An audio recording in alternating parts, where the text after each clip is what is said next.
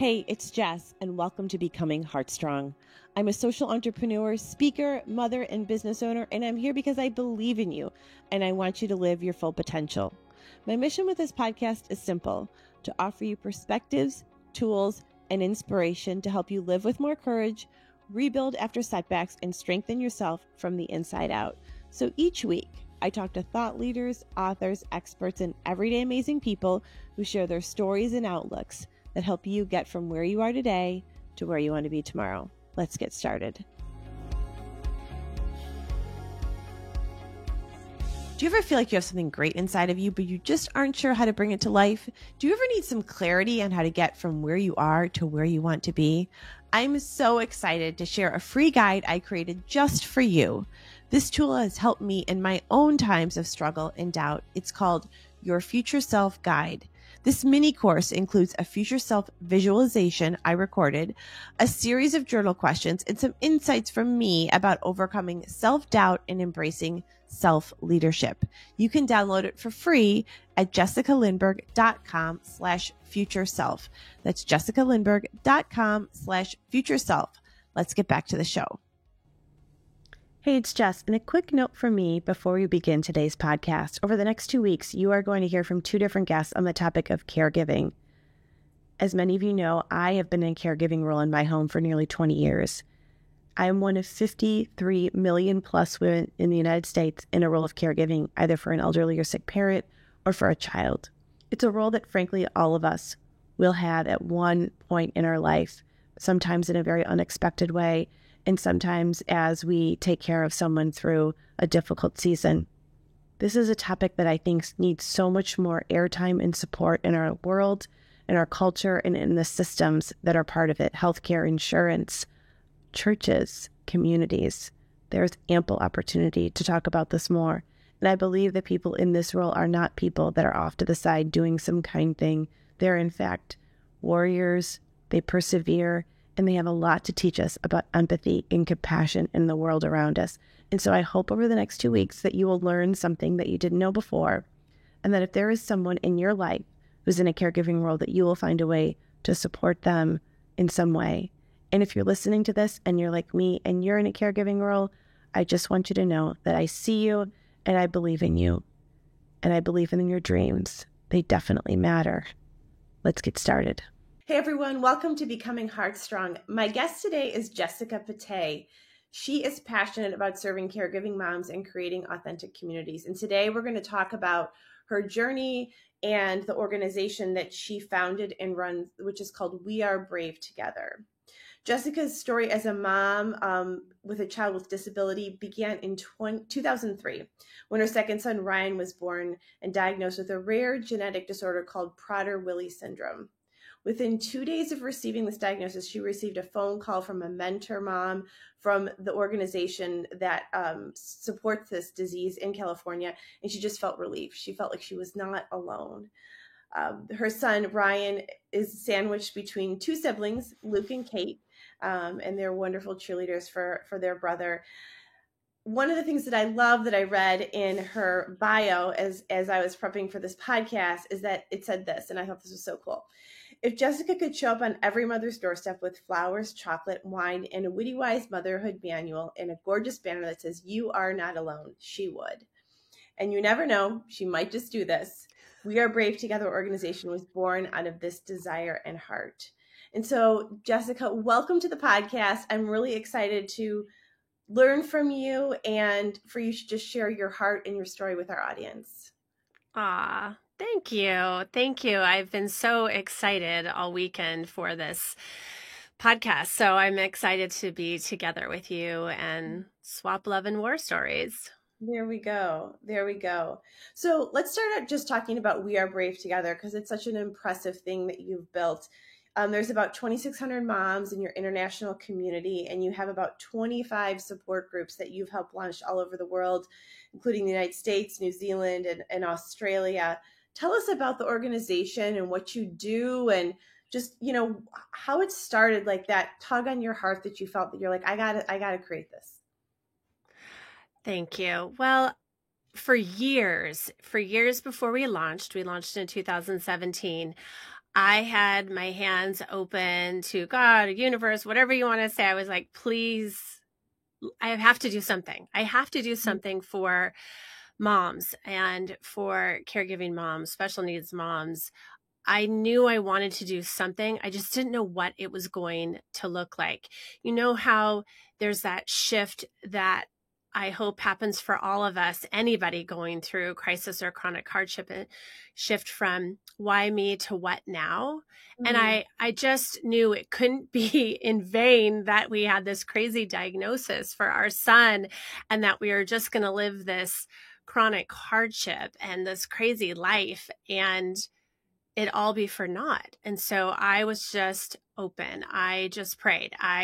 Something beautiful has to come out of this. So that's that mindset, that openness, that seeking was there for years before We Are Brave Together came along. And part of the story too is I was starting to do these fluffy girlfriends retreats with my best friend Kimberly starting in 2012, where we'd pick a city in the country and invite friends and friends of friends and hire a inspirational speaker. And it was really, really great. And about 2016, we turned to each other and said, this is really fun. This is really great. This is really expensive.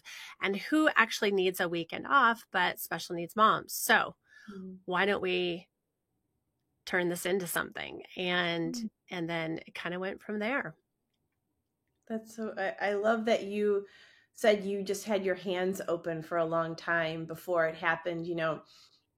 My dad always said, he says this and I love it. He said, we'll wrestle a blessing out of this, and I think that's I like a cool sentiment because, I think it's really true. And that means that to wrestle something is hard work and you have to work through it and work towards it. And I also love that you talk about making meaning of your story. That's something that I'm a big believer in as well. I think there's a lot of power there when we decide to make meaning of circumstances that are challenging, no matter what they are. And I'm a caregiving mom. We're going to talk about the word caregiver. I want to talk about that with you. But yes, I've been at this for those of you listening who are maybe new to the podcast, 2 of my 4 boys were born with a rare disease. So I've been doing this a really long time in 2 very different communities, which has been an interesting perspective. And I want to talk about your book, which I'm excited to talk about, but I want to just talk about caregiving mothers or caregivers. 89% of caregivers are women in the United States, so it's mostly mothers. This statistic is really interesting to me, and I feel like there's a lot here, and this is more the overall caregiving market, if you will. I'm going to say that in air quotes. There's $600 billion of unpaid caregiving in the United States overall, and about 15% of that is families, probably mostly mothers of children with a disability or they're under their roof. That's $90 billion of unpaid caregiving in the United States. Now, we love our kids. We're not saying, oh, we need to be paid to take care of them. But the reality is that what's also true is that mothers who are primary caregivers, it affects their earning, it affects their retirement, it affects the dollars available to their family, it affects their ability to work, it affects their health, their friendships, their social and emotional health. So on and on and on it goes. So the cost is big. And what we're asking women to do is big. And I saw this study and I thought it was really interesting. And I want to ask you about this because there was one study in Science Direct that showed that caregiving responsibilities, as they increase in a family, the family quality of life decreases. So we all know that that's obvious, but the recommendation was support the mother in the care process, plan activities and training to reduce the burden and fatigue, increase quality of life, and provide psychological support. And I was thought to myself, well, that all sounds great. I think the problem is we give all these recommendations out. We put all these words on a piece of paper, but there's little actualization of this. And I would love just to get your reaction to that recommendation and then talk about, if you had a magic wand, what kind of supports would you like to see actualized in the world? I love that list. Yes, we need all of that. We need all of that to increase our family life quality. How? It's the how, it's the execution, it's the dollars, it's, how is that actually going to happen? And who is going to care enough to make sure that it happens? If I could wave a magic wand, I would say that, yes, across the United States and across the world, caregivers should be paid. They should be paid because they are affected in the workplace. They might not be able to work at all. Maybe they can only work part-time. Or even if they're working a little bit and still getting paid as a caregiver, it's covering medical expenses. It's covering extra expenses that are a part of this journey. And so I really think it should be national. Where I'm in the state of California, and they do pay caregivers. You have to qualify, certainly. You have to jump through hoops, certainly. But that really should be offered across the United States. So that is one place to start. Another is, I think, respite care professionals need to be paid more in order to increase employment. We have a massive shortage across the country in professional caregivers. So healthcare professionals, whatever you want to call them, even nurses who work in disability families, there's a shortage and we need more people, but people are not going to come to this position unless they are paid well. So where I am, our caregivers might get paid by the agency $16 to $18 an hour. I mean, you cannot live on that. 40 hours a week, you cannot live on that. Not to mention, it's a very exhausting position. So they need training. They need quality training. They need benefits. They need to be taken care of by their agencies, and they're not. So I would like to see I would like to actually start an arm of advocacy in We Are Brave Together so that we can lobby for changes. Because if respite care workers in our state or other states don't get paid enough, why would they choose that? Why would they choose it? Right. Unless they feel like it's a calling of sorts. I think the same with paras in public schools. They're paid terribly.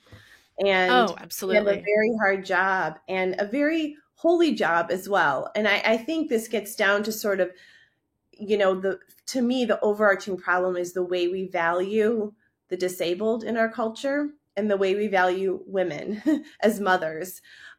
We just think that they're just, it's just a given that these mothers are going to do this. And we will, because we love our children. But at the end of the day, we don't see the value of the disabled. And so we don't invest in them and in their families.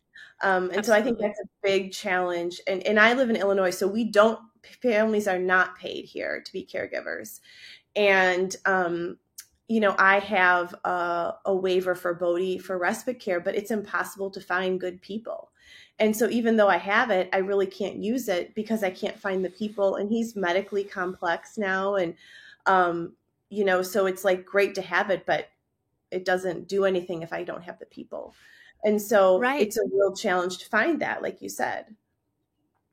It really is. And I think when we first started using respite, we found a babysitter that we loved and trusted and had her sign up with the agency. And it worked out well for many years. And I think I had one more person that offered to do that. And then after that, I couldn't find anybody who was willing to do that. They were willing to work privately, but not for the agency. And so at some point we had to roll the dice. I was like, we gambled. We rolled the dice to see who would show up. And we definitely had people walk through the door who were not a great fit for Ryan. And we have two that have been with us, one for 7 years, one for 5 years, who have been amazing.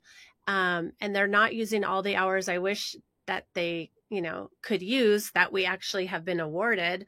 But I'm grateful that they love Ryan. They've seen the good, the bad, the ugly, and they've stayed with us. We treat them like family. We're generous on birthdays and Christmas because we know they don't get paid enough, and we hold on to the good ones. Mm-hmm.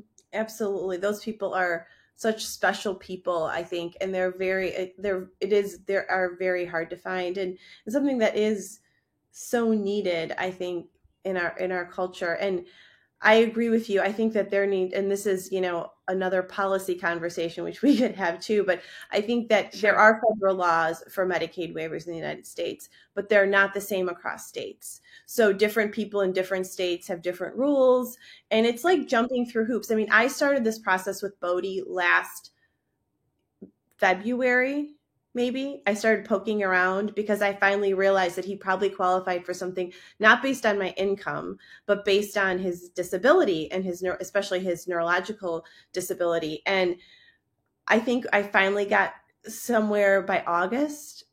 I mean, and it was like a part-time job to do it. And I am a seasoned advocate mother. I know what to do. I know how to say it. I know all of that. And I was Yes, ready you to do. give up, and that's, I think, a big challenge. And I also will say, as a person who has run a nonprofit for 10 years that has given a lot of money away to families, it is a huge need to support families financially who are Yes, taking care of yes, these kids. absolutely. The cost to families is incredible, and most people don't have extra dollars to throw into the medical supplies and pharmacy funds or what have you, hospitalizations, surgeries. I mean, not everyone has great insurance, and they're left with these incredible medical debts that they're having to do GoFundMes. They're having to ask friends and family, which is really, really, really hard. And then knowing that this child is going to be their responsibility for the rest of their life, that's a big expense. It's a Mm-hmm. big expense. It's huge, and it's daunting, I think. I know, like, sometimes my husband is like, I don't really want to think about the future. Let's just think about tomorrow, because it's overwhelming to think It about that. is. It is overwhelming. It's All of it really, is overwhelming. all of it is overwhelming. I want to talk a little bit about these mothers as women, because I think that's a really important distinction. It's like the role of caregiving, I think, becomes so primary in some ways, and that it becomes an identity. But at the end of the day, these are mothers and women with dreams and ideas and hopes deferred and disappointments and um, skills and gifts. And so you have 2,600 women in this community. And I'm wondering if you could share with us, like, some of the biggest needs or desires that they have as women. So not necessarily as caregivers, but just as human beings that you think people should know. Well, first of all, I think they need community. And that could be certainly within the caregiving community, but they need supportive friends who really truly come alongside them. The best thing that you can say to someone going through crisis or chronic hardship, and you have never experienced the loss or the crisis or the hardship in your own life, and maybe even if you have, you can say, I know enough to know I know nothing about what you're going through, but I do know that I love you, I care for you, I want to support you, and I want to walk alongside you. Hmm. I had a girlfriend say that to me many, many years ago, and I have shared it over and over and over again because she acknowledged, I don't know what you're going through. I don't have a child with a disability, but I love you, I care about you, and I want to support you. And it was powerful, and it's the most loving thing that you can say. And so I think we need life-giving friendships within or without, of the disability community. I think we need to really know that we're allowed to hold on to all the parts of ourselves outside of motherhood. Mm-hmm. I think it's okay to celebrate being a woman, being a wife or a partner, being a girlfriend, a daughter. I think And also whatever lights you up in terms of whether that's work or interests or passions that you pursue or causes that you support, celebrate all those parts of you. You don't have to give up everything for motherhood. Mm-hmm. And I think that becomes really challenging when the motherhood piece is so consuming.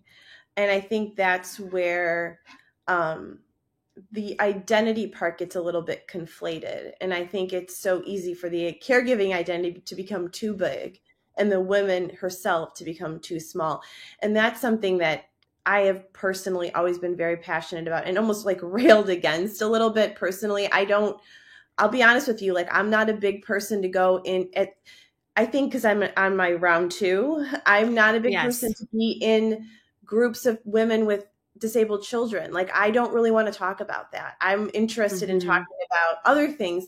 Of course, I have this little group of moms whose kids have muscle-eye brain disease on Facebook, and they're my go-tos. Like if I have a question or if I need something or if I'm just feeling sad, I can ask those women. And so that's great. But I've always wanted to make my life bigger, the other Jessica bigger, because I think that it's really important and we can just lose ourselves. And I also think it tells culture, this is part of me, but this is not all of me. Because I'm wondering, if you ever have observed this, like, and one of the things that I've struggled with is self-esteem in motherhood. And even though I know in my head it's not true, it's easy to feel like something is wrong with me because I have sick kids. They're like, it's almost like, because our children are they come out of us. I mean, we are, and I'm wondering if you've ever noticed that in other women. And I think some of it's the programming that we're given from our culture, frankly, sort of that we, that ingrained messages that we receive. But I think that that's a challenge. I agree. I think it's a challenge. I think because of our culture, I think that we're taught that our children are a reflection of us, that it's a direct reflection. A plus B equals C. And it's not. It's not. I want to challenge that. Our typical kids, they choose their paths. And I guess I've learned this. Okay. So with Ryan, who made me a caregiver, I had to accept that he was on his own unique path, right? I quickly had to accept that, or at some point I had to accept that he was not going to, get his driver's license, go to college, get married, live independently. Well, my other 2 have had their struggles as well with depression and anxiety and ADHD, late diagnoses. They too are on their own unique path. And so once again, I had to radically accept that they are on their own unique path, that it is not a reflection of me, my parenting, my mothering, my love, my skill set, that they've had these struggles. But you have to really work against the indoctrination that we have received in order to get to that place where you can separate it. Something I also like to share with moms is that your worth is not dependent on how well your child is doing despite their diagnosis. That's right. Your worth is not dependent on how well you are handling the circumstances. You have worth because you exist and you are a beautiful human being. I think that that's such a good and important, I think every woman needs to hear that, I think that's just a universal message that's so important. But I think that that is true. And, I also very much believe that my kids are each on their own journey and that we all come to earth in a certain way. And each of our lives has purpose and we're on this journey. And, just as all our kids come to earth differently, I mean, we're the same parents and they're just all different. I mean, I think that's just such testament to the fact that they're here for their own purpose and we're here to shepherd them through that. And we can't always take away, I think a lot of times, especially when you have a child with a lot of needs, like you want to make it better. That's what we do as mothers. We want to make it better for all of our kids. And when you can't fix it and you can't make it better, it's so easy for that pain to become there's something wrong with me. Mm-hmm. And it's not true. But I think Right. it's something that is a real thing to say, because I think it's something that women do feel. Yeah. Mm-hmm. And I also think that there's like this what I love about what you're doing is like this unseen component of motherhood and of women. And so if I could just share a quick story with you, I was at my son Bodhi's getting a G tube in June. And so right now he has an NG tube, which is a tube that goes up his nose and, you know, down his throat, down into his stomach. So he's got taped to the side of his mouth right now, or I'm sorry, the side of his cheek. And so we had to go to get it changed, because you have to get it changed every month. So I was at the doctor's office with him just last week. I met this physician who was wonderful. She was so nice. I loved her, loved meeting her. She was so easy to work with. She was very complimentary. But she looked me in the face and she said, Bodhi's almost 10. She's like, you fed him by mouth for almost 10 years? I said, yeah. She's like, he looks amazing. I'm like, thank you. She's like, I don't know how you've done that. She's like, what are you feeding him? How are you doing this? And it just struck me, because I was like, it has been so hard and so much work and so much love and so much patience to feed him for 10 years. I mean, if I was in a career somewhere, I would have some major award. But like, I'm here in my house and nobody sees me, you know? And I told my husband, I'm like, I think there should be an organization that starts handing out Gucci bags to moms that rock their kids. Like, I was like, because Yes. it's such a big deal. And I was like, she was amazed, but no one else heard that conversation. And so you feel unseen in something that you're doing such a good job at. Yes. Oh my gosh, that's so true. It makes me think of what you just said too, that there's this incredible woman. Her sister has a son with PWS, and her name is Jen Pasteloff, and she's very inspirational, and she's very raw and real, and writer, speaker, and just advocate for women. And she's spoken for We Are Brave before, and she does this exercise where she makes everybody write, and then she makes you share, I deserve an effing medal for ... You know, it's so empowering, because we don't think of that for ourselves. Yep. And we really need to. And I think we poo-poo it, because it's like you think of like the Stuart Smalley SNL skit and, you know, all the, you know, giving yourself positive affirmations. But it's really important for us to love ourselves and to affirm ourselves as women, as mothers, as friends, as career women, as writers, creatives. What, you know, it's important for us to affirm ourselves. And yes, mothers who have children with any struggle are not seen. Mm-hmm. Yeah.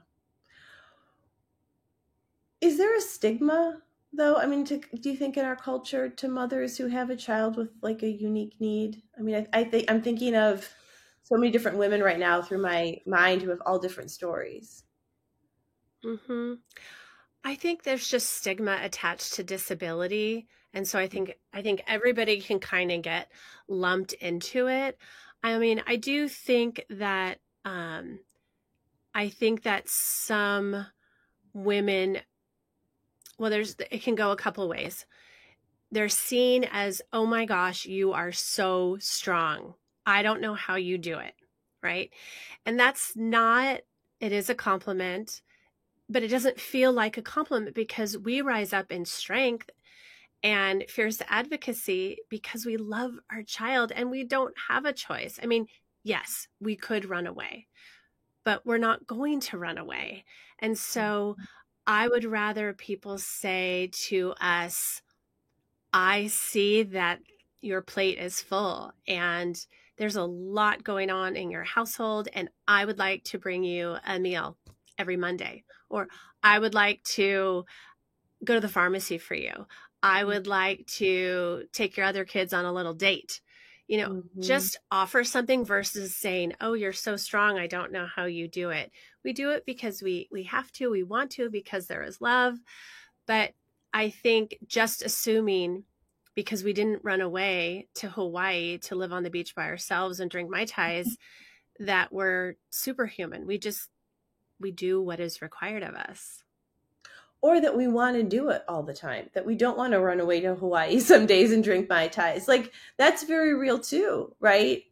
And Yes. I think Yes. that thing about, I hear it all the time. You're such an incredible mother. I don't know how you do it. And I mean, I know what people are trying to say. And so I do Yes. appreciate people are listening and you said this to me. I do appreciate that. But but if the roles were reversed and the person saying that had a Bodhi or an Ethan in their life or a Ryan, they would do the same thing. And so it's not because Right. I'm extra strong. It's not because we're extra amazing. It's because we've chosen, I heard somebody say this the other day, to stand on your story and to live it out. It's called faithfulness. Right. It's called perseverance. We've chosen it. Right. Right. That's what's to be admired. Not that you're Mm-hmm. doing the little things that you're doing, but that you're a woman who's doing hard things and that you're Mm-hmm. faithful to your story and loving your family.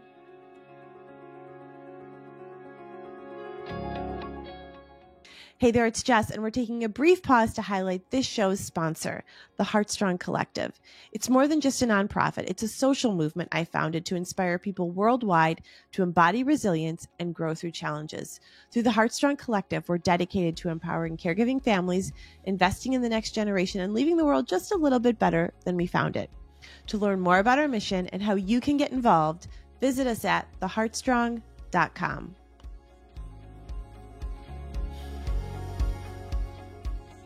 Well, I'd love to know what you think of the word caregiver. How does that sit with you? Well, we've talked about this before. And, when I started We Are Brave Together, I really wanted to come up with a new catchy name for us as moms and caretakers, caregivers, special needs moms, disability moms, whatever medical complex moms, whatever you want to call us. I don't know. It was like Mom 2.0, Mom 3.0. I don't know. I just wanted to come up with something other than special needs moms, because at the time that was the language I was using. Special needs doesn't necessarily cover traditionally moms who have kids battling depression or anxiety or mental health struggles. And not everyone who has a kid with a learning disability think of themselves as a special needs mom. But we're such an all-inclusive community. We are here to support the mental health of caregiving moms, of moms who have kids with any diagnosis, literally any diagnosis, any age child from 0 to 65. And so how do we really encapsulate that? And, we changed our language from special needs mom on everything that we do to caregiving mom. I don't know what's a better name. I do hear people say caretakers. I think I've heard you say that. One of our co-hosts on our podcast, Dr. Zoe, she'll often say caretakers. I don't really know what's a better. The thing that's tough too is parent caregivers don't really have our own category within the world of caregivers. And I would really like us to have our own area. We get lumped in, and that's not adequate enough, in my opinion. I feel like we really need our own category. Just as I think if you're a spouse taking care of a spouse, that is its own thing. That is very different than taking care of a parent or taking care of a child. So I'm open to your ideas. Yeah. I mean, I'll tell you like two things that I was thinking about. One is when I was looking up statistics about caregiving, I actually have another podcast with someone else on the topic too that'll come out. And he runs an organization that helps with the mental health of caregivers, but it's more overarching, like you said. It's a broader. Right. The average person, I think, that was taking care of a parent, don't quote me on this, but if I'm remembering right, was 5 years. So, that's a lengthy period of time. But here's the deal. It's not your whole life. There's a beginning and there's an end. And for mothers or fathers or families who have a child with unique needs, that's a lifetime. There isn't a time when you're going to take that hat off unless they pass and they're no longer with you. And that's its own set of things to go through, because I've been through that. Yes. And so it's like you said, it's very different. The other thing that I'll say is Bodhi had a recent hospitalization, and it was so frustrating to me because like people were just coming in the room asking the same question 20 times, and then because they weren't communicating, and then they're telling me about what I should do in these things, which I always find ironic because we're taking care of our kid at home like for years and years and years in their hospital for 10 days, and all of a sudden they know. And I finally had it, and I said to the doctor, I said, with all due respect, I said, I'm the expert in Bodhi, so I will tell you what is happening here. And if I have a question, I will ask you, and I'm always open to your suggestions, and I appreciate everything you're trying to do, but I'm the expert. And I actually also I've published some research on the financial and social impact of having a child with complex illnesses with some other doctors and researchers. And so we have been kind of throwing around the idea of care expert for certain segment of the population, because here's what happens. If someone's an expert on something, you're going to defer to them. You're going to respect them. You're going to, give them, you're going to be like, oh my gosh, you're an expert. I really want to know what you have to say. I really want to know what you think. It's a respect. There is not that respect. I think generally there is, and people know who do the work in the hospitals and the doctor's office, the parents do a lot. But there's this, we would call a doctor an expert, but so there's something within that vibe that I think needs to be shifted and needs to be, because words matter. I think words really matter. I agree. And so that's kind of my latest. I don't know if that's it, but like that's what I've been thinking about. What do you think? I like that a lot, Jess. I like that a lot. Care expert. I really, really like that. I mean, somebody said to me, my mentor actually said to me to tell others, you are the expert on your child. You are the expert on your child. And you are going to know the most about your child. And you do know the most about your child. So just know that. Arm yourself with that. Because others will come towards you acting like they're the expert on your child. But you do become the expert on your child. So I like that, actually. Yeah. I like that. I think it would take a while to like reach the masses so people really understand that term is referring to a parent who is a caregiver parent, or a parent who's, a medical mom or dad or what have you, but I really like that because I think it does bring a level of respect to the role that we carry. Yeah. And I think that's at the end of the day, what should be expected and should be given to parents, I think, in the role that we're in. I want to talk about We Are Brave Together. I want to talk about at the organization. I want to make sure people are listening, that they know where they can find you. And we'll obviously link all of that stuff in the show notes. I want to talk about your book. Okay. But let's talk about the organization. What is your vision? Like, where do you see this? Like, what's your big idea of where you'd love to see this go? What's your dream? I'm such a big dreamer. So obviously it was a dream that brought me to launch We Are Brave Together. We launched with the intent to support moms who have kids, like I said, any age with any diagnosis, and to support them by offering connection circles, which is what we call our support groups. We have them virtual, in person, all over the country. We offer low-cost retreats. So we charge, at this stage, $300 per mom for a weekend retreat, which covers 2 nights housing, 5 meals, unlimited snacks, a Brave bag that has some resources and goodies in it, 4 speaker sessions. And these are intimate retreats. So anywhere from 12 to 16 people attend, mostly in homes. We do have 1 hotel retreat. And we also offer retreat scholarships per every retreat, at a minimum of 3, sometimes more.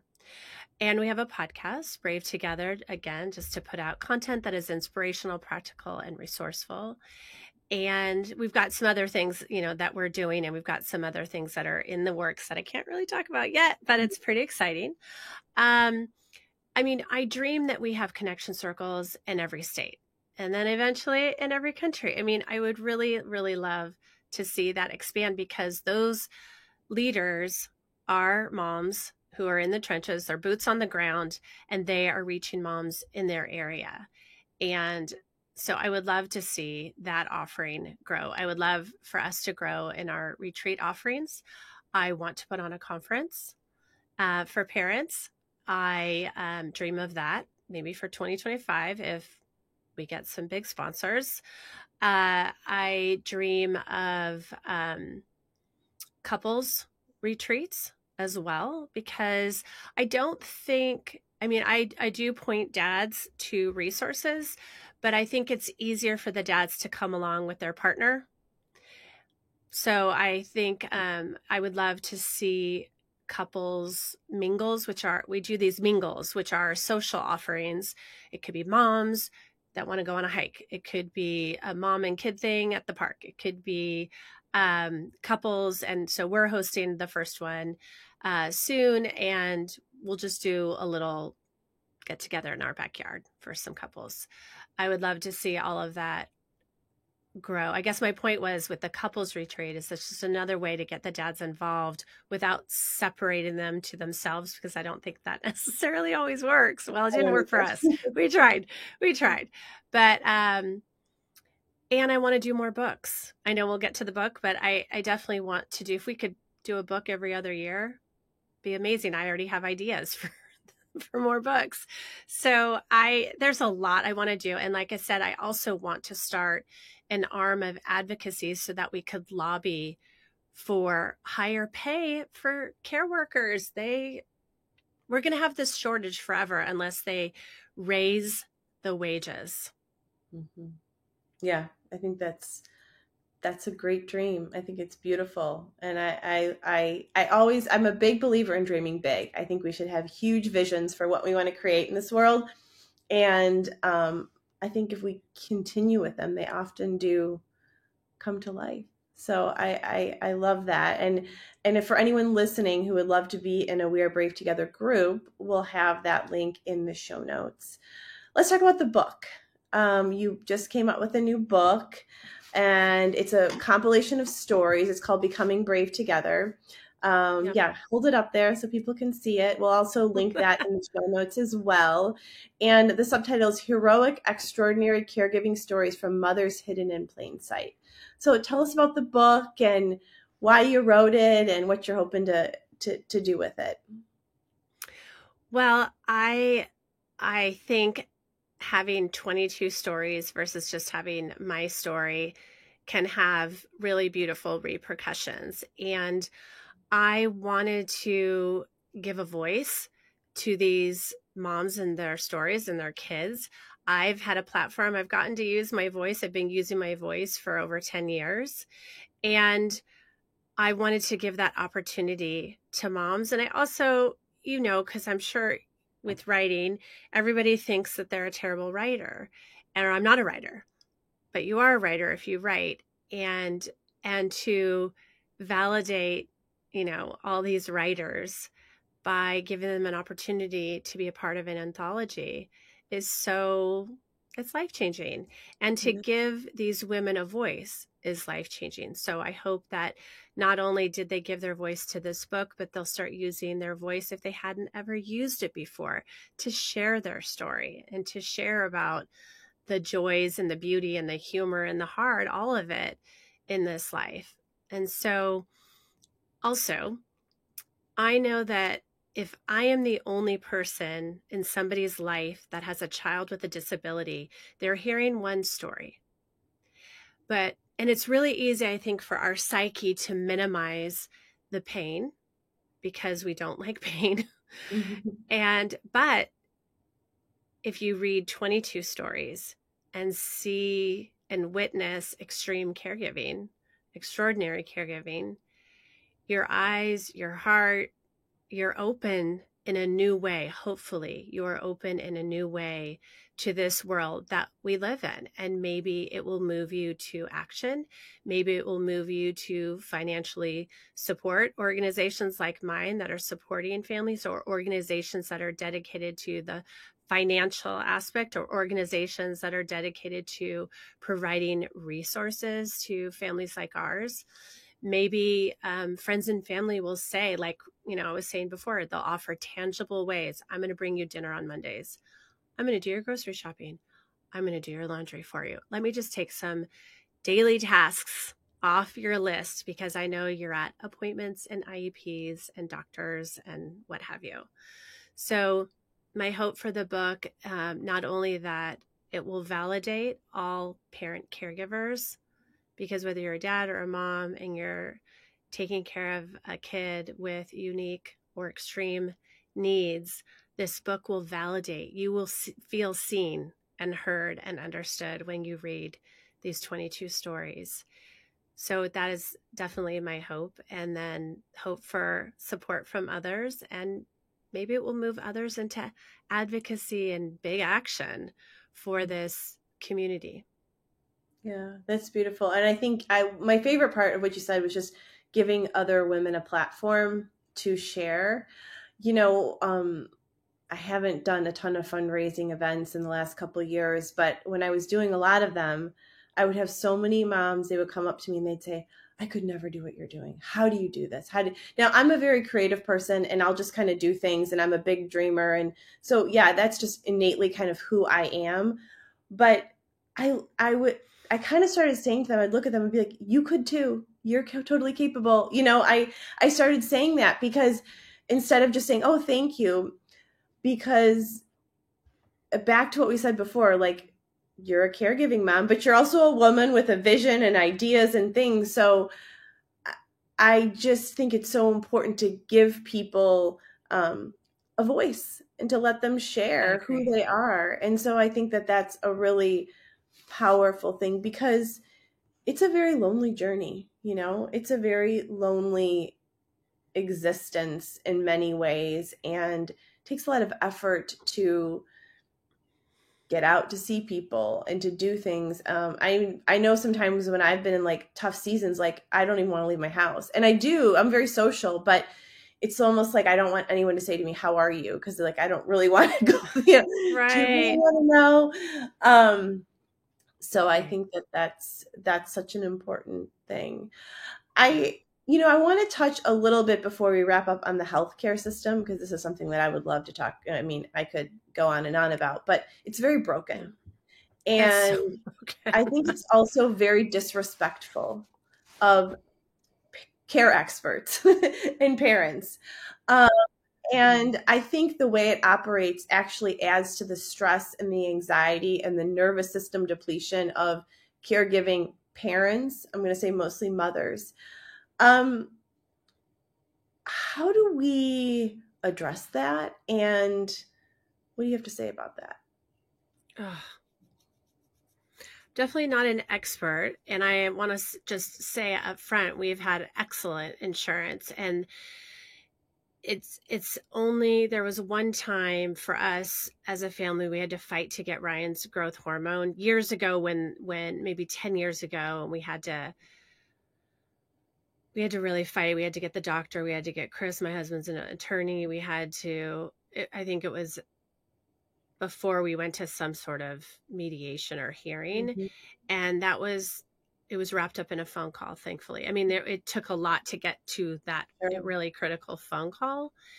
And so, and then in the last year and a half, I was having so much trouble getting Ryan's growth hormone. And I mean, I just, my kids would hear me. I'm like, sorry, you're going to hear, like wicked mom come out. Cause I was just fighting and fighting and fighting. And like, it was ridiculous. Who wasn't talking to who? And well, he's got now 2 accounts. I'm like, well, delete one of them, because one of them says this, and this is why the order didn't go through. I mean, it's just the nonsense that I went through. But I'm grateful that I did go through it. Right now, it's smooth getting his growth hormone monthly. I'm glad I went through that because it gave me a glimpse into what families are dealing with all the time, hours on a weekly basis, fighting to get what they need for their kids. It shouldn't be like that. Here's a diagnosis. Here's proof of the diagnosis. This is what the doctor, who's an expert, says my child needs. It should be covered. That's right. It should be accessible. It should be accessible. I'm not, an expert in healthcare plans or healthcare policy, but it should not be so hard and exhausting to get what we need for our kids. Yeah. So I have this idea. You want to hear it? Yes, of course I do. So you know how you go to Disney and you get like a fast pass? Like you can get a pass, so you can go to all the rides. Or Yes. they have those types of things for other things too, right? You can pay extra and get a fast pass. I think that if children have, obviously this would be a thing to create certain diagnoses and fall within whatever, that there's a fast pass. So if you are an insurance company or a pharmacy or whatever, and you see that this person has a fast pass, they've been vetted and validated. That they have a lifelong illness or chronic illness. And then there's no BS. And there's no, let me call my manager, and I've had great insurance too. I mean, we are so blessed. We've had wonderful insurance through the different jobs that my husband has had. We are very, very blessed in that way. But it doesn't mean that there's not a lot of hoops to jump through and a lot of nonsense and a lot of time that it takes and a lot of redundancies. So, oh my gosh, the redundancy. The same letter to say that my son has the same diagnosis over and over again for different people. There needs to be a fast pass. And I don't know exactly what that all looks like, but that's my answer. And so if anyone's listening and you're in a healthcare company, an insurance company, and you want to talk to us, reach out and we'll create a fast pass. But see, again, they don't value us. If they did, somebody would have created this and implemented this, but we are not valued. We're just lumped in with everything else. And so, and I swear, I feel like they must give lessons on, let's make it really hard for all these people to jump through all these hoops so that they'll just give up. That's what they want. I swear they want you to give up because they save money if you give up. And I'm sure if there's 100 people, they have some percentage of people that my husband always says, that's how they bank on it. So you just have to be the person that doesn't give up, which, takes a lot of time and is terrible for your nervous system. But that's right. And I think, so one other thing that I want to tell you that I think I'm going to get really honest with. So I also have a really big issue with, let's just say hospitals. I'm going to call it hospitals or places like that where let's have a family board of around NICU. That's a common one that I've heard, or around this or that. Okay. So in some ways, families are so honored that the hospital and the doctors that they love would ask them to come and be part of this thing. But I think families should be paid to do that because it's their time and it's their expertise. And they can interview for the position and they can give their ideas. But I think it's time to stop expecting families to give more time and their expertise to make a hospital better, to make a school system better. I mean, I've been asked to be on things for school. I have 1,000 great ideas. I mean, I'm at the point where if you want my ideas, you can hire me because I have 20 years of experience of blood, sweat, and tears and hundreds of thousands of dollars out the door. So I just think that we need to shift the whole entire thing to make it back to the expert thing. And maybe that sounds harsh, and I volunteer my time all the time, but I really think we need to pay people for their expertise. Oh, I like that. Yeah. I think, again, what I hope for this book is that it shouts the worth of caregivers and caregiving. And if we could just change the narrative, then maybe some of these other things could change. And I get really, I don't know, envious and angry when, there are athletes who are paid millions and millions and millions of dollars, or the Met Gala just raised $26 million going back to the Met Gala. It's like, there are so many causes and there are so many holes to be filled in this country. But do you see us? Do you see us? Do you see us? We feel unseen. Yeah. Well, you are making us seen, and I thank you for that. And I know you're so dedicated. And so I want to ask you two questions as we wrap up that I ask all of my guests about you. And so the first one is, what is one belief or practice that has helped you get from where you were to where you are today? I think I touched on it earlier when I shifted from why me? Why am I Ryan's mom? Why was Ryan given to our family? Why? To what now? Because you won't get the answers to why me, why us, why Ryan. You won't. The answers are not there. But if you say, what now? What is something beautiful that I can create out of this craziness and this pain? The answer will come. So I think that propelled me in a new direction, because there were definite years where I was really bogged down and bitter and resentful about our journey and how hard it was and how hard it was going to be. And then I had to get some therapy and shift and really shift. That's a really great perspective. I think too, owning that I don't know how to execute all my dreams also was really very powerful, because then I could invite people in to the dream to help me execute it. And thankfully, I've had amazing people for the last 7 years help me execute We Are Brave Together and all that we've done in the last 7 years. I love that there is such power in community. So I also want to know, what is one thing that you love about yourself because of the hardships that you face? So you something like you can say, I love this about Jessica because it's been built from adversity. I just love my big compassionate heart. I think I'm so tender and I'm so sensitive to crisis. I'm so sensitive to loss. I'm sensitive to people's pain, and not in a way that weighs me down that I can't get out of bed. I've learned how to embrace and love other people without taking on their pain. You know, I say this and then I teach this.